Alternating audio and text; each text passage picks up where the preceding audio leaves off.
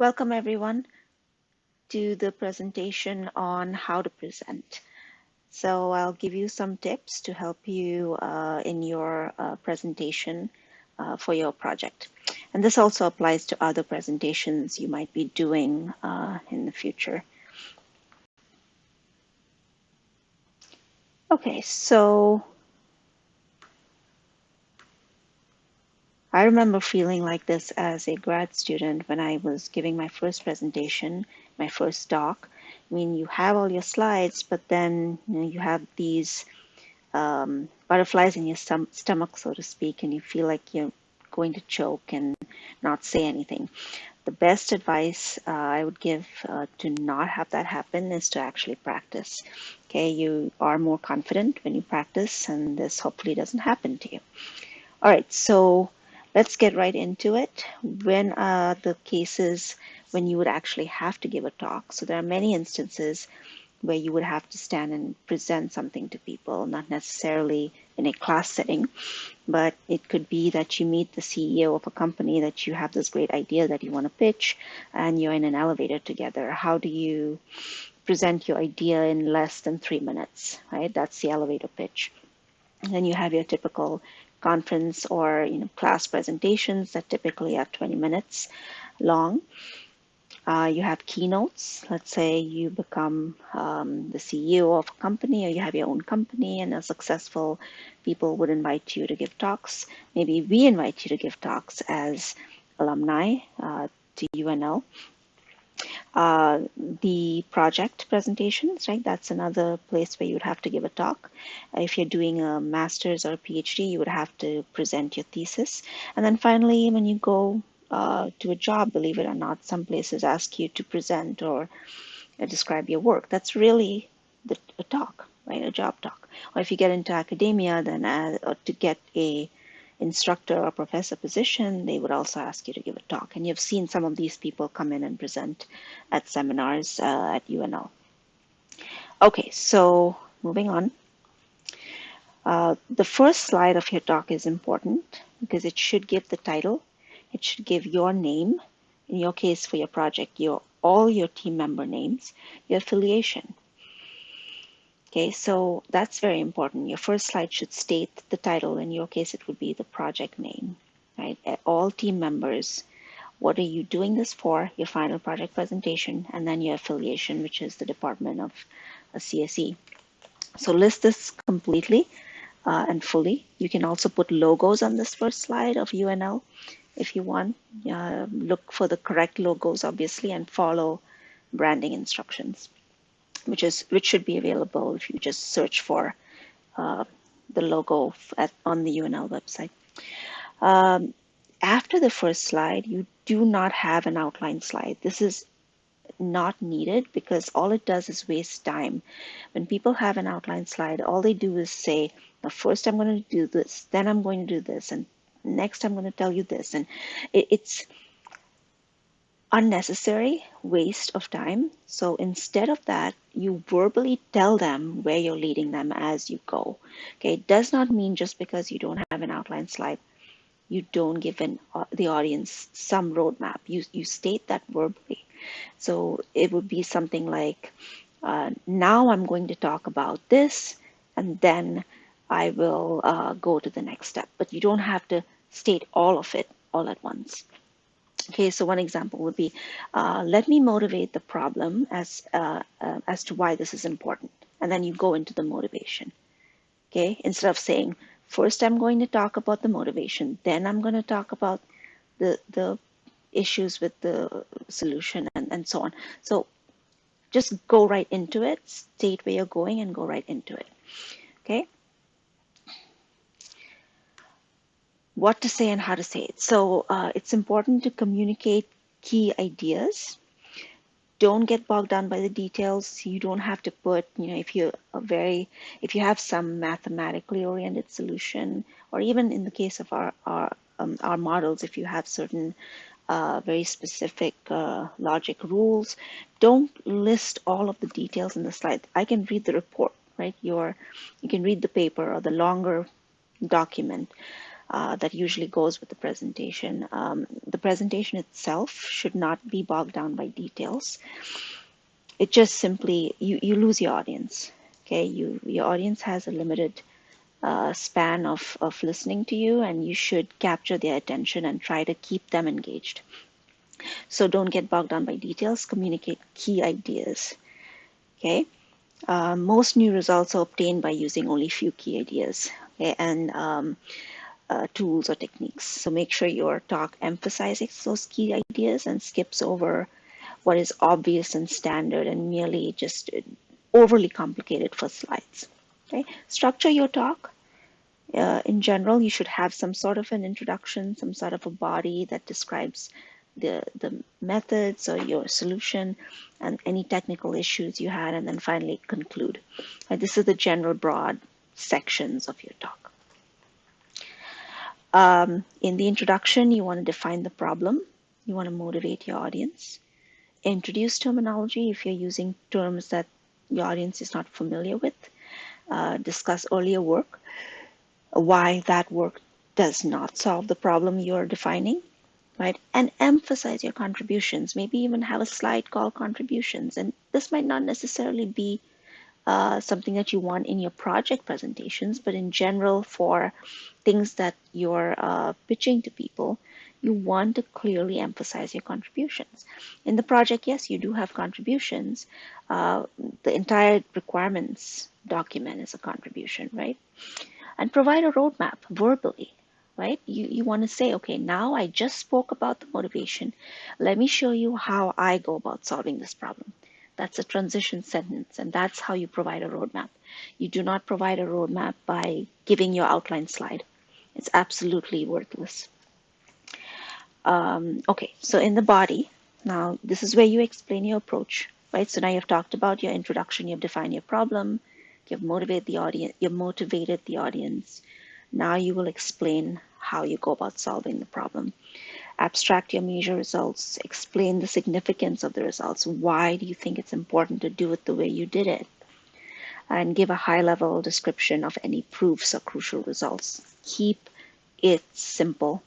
And most importantly, do not put anything on your slides that you cannot explain. I have seen this countless times, people putting complicated formulas on their slides, and then and I ask a question, what does that formula mean? They're like, honestly, I don't know. So, okay, then why do you have it on your slide, right? So only put things that you thoroughly understand and can answer questions about. For the technicalities, you can't possibly show everything. So choose few things that are important, perhaps one important result, and give the rest of the technical details, but keep it short. Okay, present it carefully.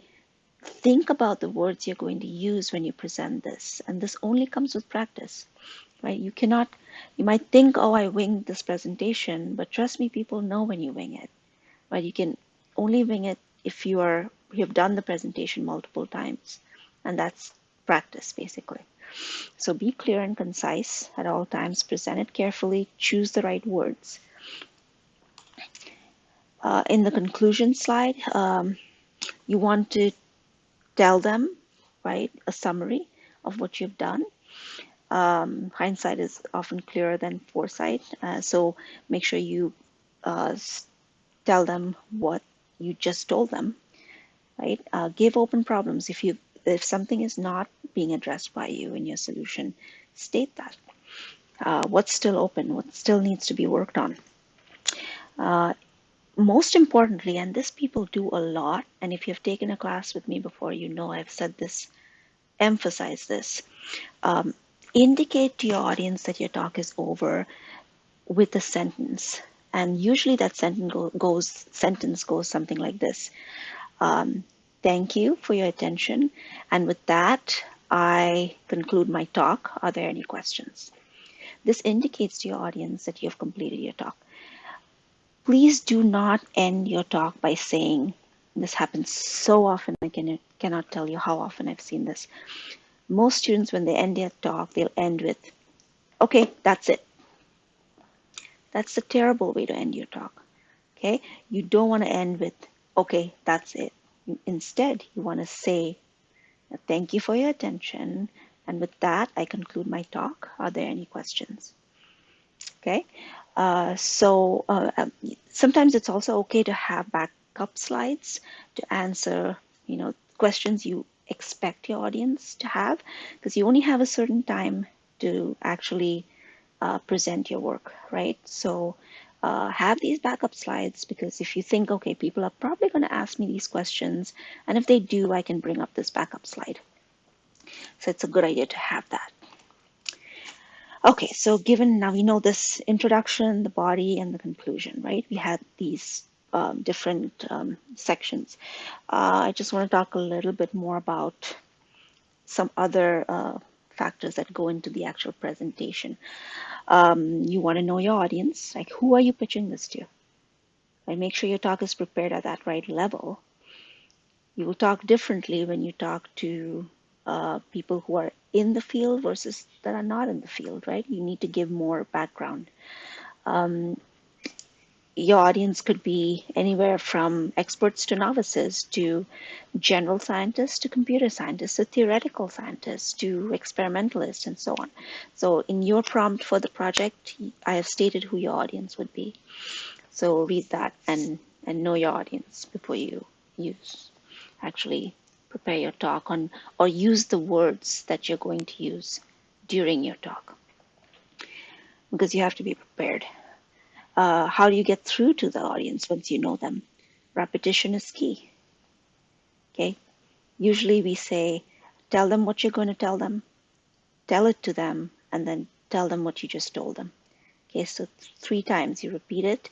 You don't have to, of course, do this for everything. Focus on the key points and make sure you emphasize that in the beginning, middle, and at the end, right? Remind people, don't assume they know things. So reminding is a nice way to not like just state that, oh, you don't know this, so I'm going to tell you. Instead, you can say, let me remind you about this. This is much more nicer than saying, oh, you must not know this, so let me tell you, right? So, and also don't assume they know it. And so use the words, might I remind you, or let me remind you, and then go on and state what you wanted to say. Don't overrun your presentation. Maintain eye contact with your audience, which means in this virtual world now, try to look towards the camera. Not record, control your voice and vary it, like have pauses. Don't just speak in a monotone fashion. Speak loudly so people can hear you, enunciate. Control your emotions, so don't like constantly be fiddling with things, or moving your hands around a lot, things like that. Take care of your appearance, dress appropriately. And then if you practice, you can minimize any language difficulties. Some people have a hard time pronouncing certain words, for instance. So practice. Try not to get anxious, because if you're practiced, again, it will help with that. And most importantly, if you're running out of time, right, be prepared to skip slides. You don't have to go through every single thing you had on your slides. In terms of visuals, make sure the slides are legible. Okay, don't overload them. Don't fill them with lots of equations and formulae. Don't use too many slides either. Typically, the rule is 1 minute per slide. So if you have 20 minutes, typically that's 20 slides. Okay. Avoid covering your slides. This happens also quite a lot. People sometimes overlay things on top and try to cover slides for some reason. I don't know why. But just avoid that. If you do use overlays, learn to use them properly. I mean, I don't know how to use them properly, so I don't use overlays. I don't know how to use color properly, so I use black and white. If you've noticed, most of my slides are black and white. But if you know how to use it properly, then by all means, go ahead. Use pictures and tables where needed, and then beware of the microphone, especially when you're talking to an audience in a large room. If you move your hands too much and your microphone is here in front, it hits the microphone and then you get this large sound on the speakers. So that's what it means by make sure you don't get in the way of the mic. When it comes to questions at the very end, there are three types of people, I guess. People who really want to ask you a question, they really want to know the answer, a genuine request for knowledge.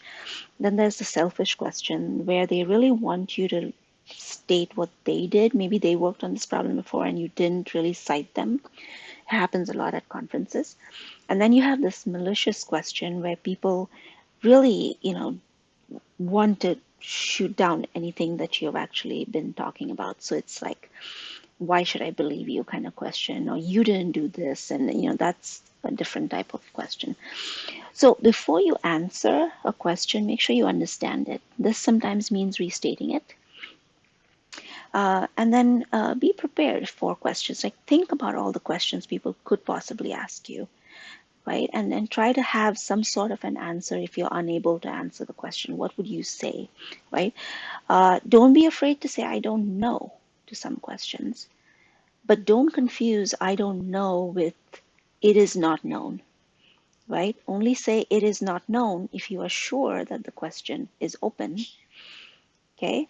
And if you have to say I don't know, say it with assurance, right? Say it with this humility that don't be afraid to go maybe and ask them if it's a conference talk or a job talk, approach them after the talk and ask them, what did you mean by that? And you might learn something.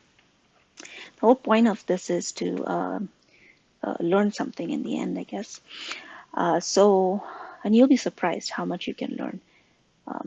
Even as an instructor, it's amazing how much I learned from you all, even during the process of the semester. Be polite, right? Don't try to defend yourself in any way. Listen, acknowledge, and state what you have to say in a non-confrontational way, and avoid getting into this lengthy exchange. I have been witness to many heated exchanges that have happened during talks. So this is not something that is hypothetical. It actually happens. And so avoid getting into those things. Just take them offline. Say, okay, I hear what you're saying, but let's take this offline. Okay, that's a good way to kind of segue into the next talk or whatever is happening next. Most of all, show enthusiasm for your subject. If you are enthusiastic about your talk, your audience will catch on that.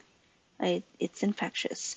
If you are feeling lethargic and really feel like, why am I here? Why am I talking?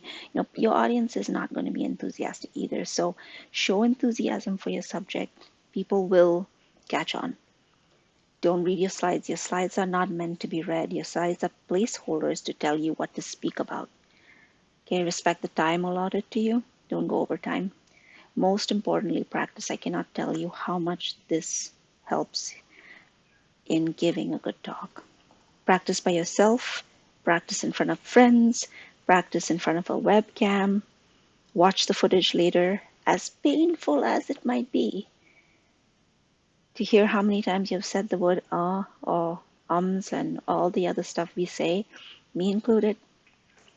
But if you watch yourself, it helps you to get better. And look at effective speakers. I mean, take a look at TED Talks and note things that effective speakers do. Adopt their successful habits. It'll help you give a good talk in the end. Okay, so what should someone get from your talk? Okay, they need to know who you are. That's where the title slide helps. You have to state who you are. State the problem. Okay, they want to know what the problem is. So who you are. So once you get out of the room or finish watching a talk online, these are the things that you need to have in your mind or need to make sure your audience has in their mind. Who you are, what was the problem you talked about, why was that problem important, what was done before, how is your approach different, and what were your results and contributions. This is really all that people care about when they listen to your talk. Okay, they want to know all these things. And if your talk is a good one, they should have gotten all these things after they're done listening to you. Okay, so when you prepare your slides as a team, make sure you go back and say, okay, did I tell my audience why this is important? Did I tell my audience enough about my approach? Do they know what my contributions are? How are my contributions different than something that has been done before? What are the similarities and differences? Um, This also is a good thing to do when you go outside and talk to other audiences, let's say at a conference. Give your Twitter handle or a hashtag so people can actually tweet about your talk. This happens a lot at conferences nowadays. It's okay to tell people, you can take pictures of your talk and post it on social media. That gets the conversation going. Maybe they take a snapshot of your slide and then they tweet something you said. Okay, and then others will can chime in on it. Now, this might not happen for our class, but this is in general presentation tips. So it's okay to put your Twitter handle on the first page. It's an awesome way to get people talking about your subject, and a good way for people that are currently not in the room to see what's happening. Right? Things to remember: please don't have an outline slide. This is a terrible idea. It just wastes time. It's practically useless. Uh, Also, don't have a question slide at the end. Okay, instead, replace it with a summary slide or a collage of all your results or a related picture that's related somehow to the talk. Okay, and don't remember that verbal cue to tell your audience that you have actually finished talking, which is, with that, I conclude my talk. I'll take any questions. Okay. Don't read your slides. Remember, slides are merely placeholders for what you're going to say. In fact, they augment what you actually say. People are hearing you, and they are not just there to read the slides. If you are going to read the slides, you might as well not say anything because they can go and read the slides right by themselves. What is it that you bring unique to that presentation that they cannot get just by reading the bullet points? Okay, if you've heard TED Talks, you will see this is done quite often. They have a picture and they give the context and they talk about it. It's actually very hard to present in that form because you have to be extremely prepared to know what you're going to say.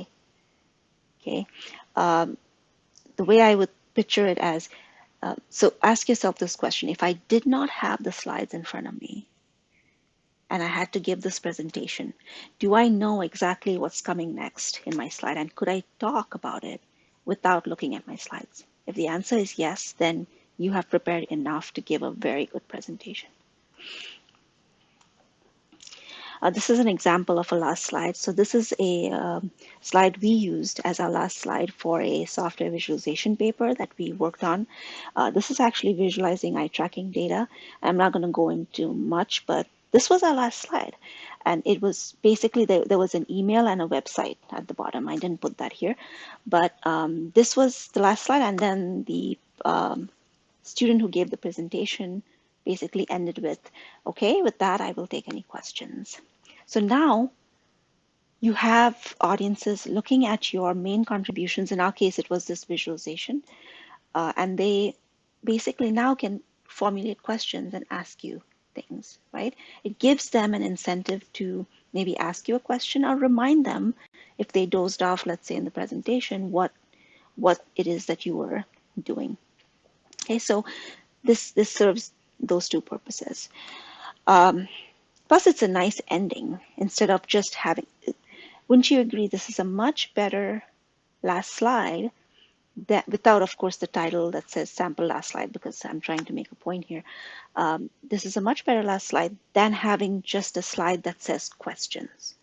Okay, what's the point of having a slide that says questions on it? You can state that when you have the summary slide on, just like I have here. So I can end with having this slide and saying, with this, I will take any questions.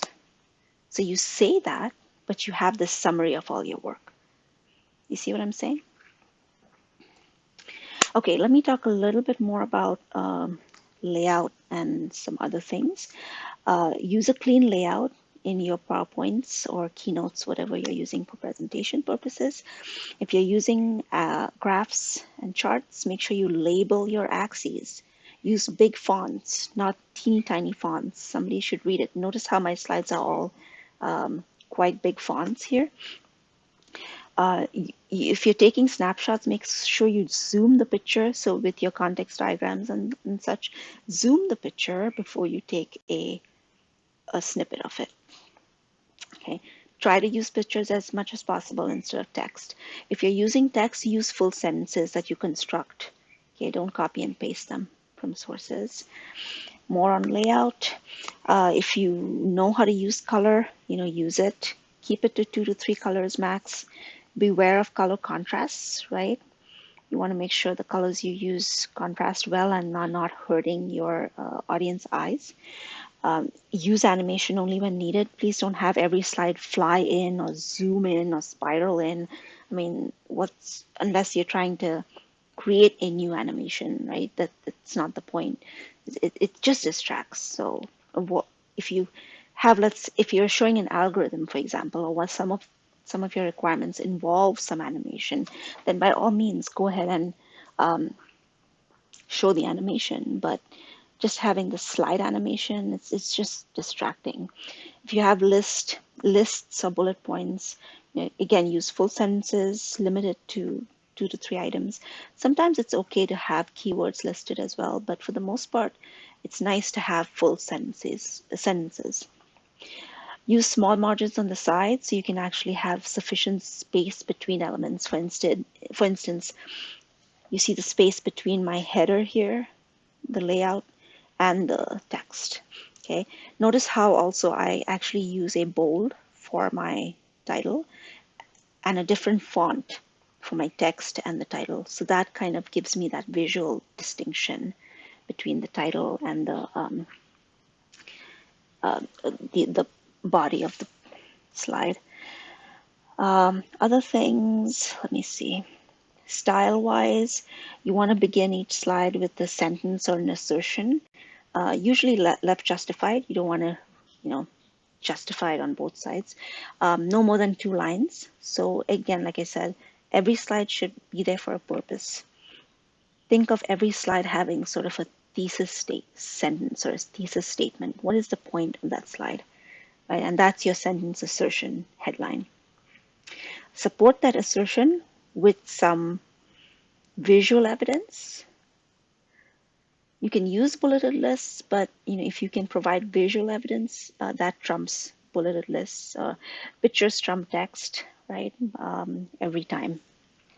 In the body, use words only when necessary. Design your slides so the audience needs to read no more than 20 words per minute, because remember, you are speaking and you also have text. So you want to make sure they're processing what you're saying as well, because remember, you're not reading your slides.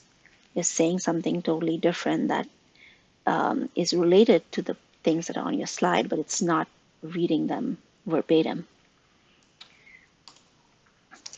Okay, and for the fonts, it's best to use sans serif fonts, but this is, again, just use a clean font. People suggest using Arial, Calibri, Helvetica is also a good font to use. Again, as long as it's a clean font that you can distinguish between 1 and L, for instance. Those kinds of things sometimes are difficult to read in other fonts. Use a big enough. I put 28 point because I think that's big enough, but mainly the point here is big enough to read and not crowded.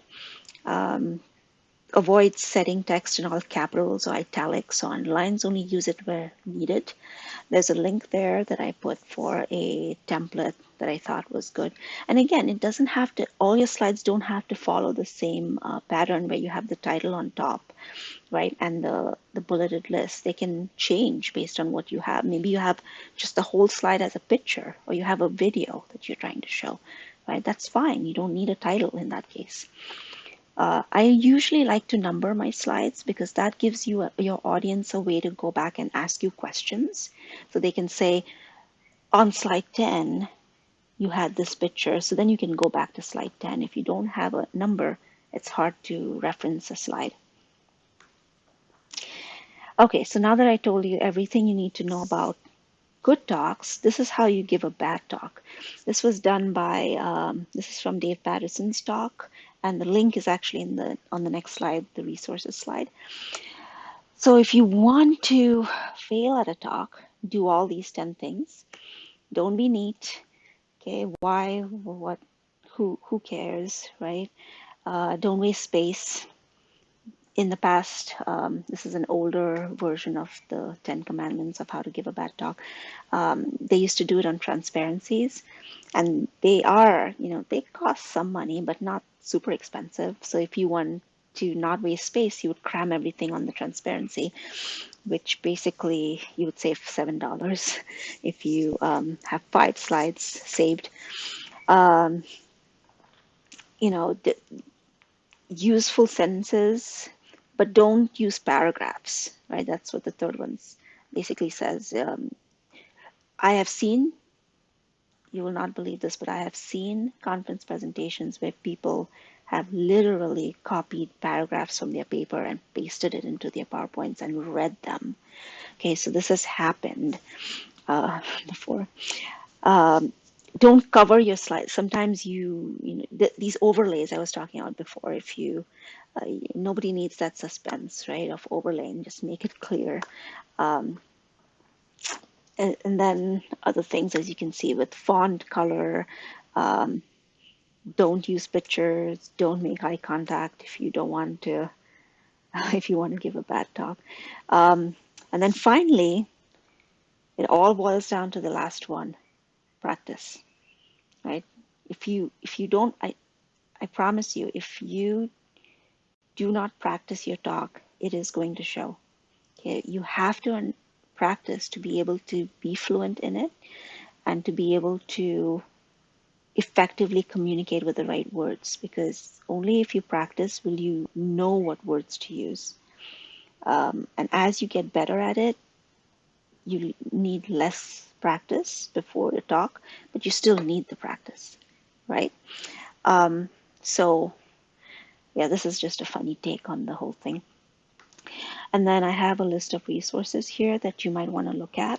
There used to be a nice website called presentmyscience.com or .org, I forget, by Melissa Marshall. It's actually taken down for some reason. I saw Melissa give a talk about how to present scientific research, and she's done an amazing job actually, and she coaches scientists how to present their research, no matter how technical it might be, in layman's terms, so people can understand it. Okay, so feel free to look at these. The first one is, I've taken most of this from the first one, Ian Parberry's paper on how to present a paper in theoretical computer science, but a lot of these apply to almost any presentation. And with that, I conclude my talk. And if you have any questions, feel free to ask them in our Canvas or Discord chat channels. Have a good one.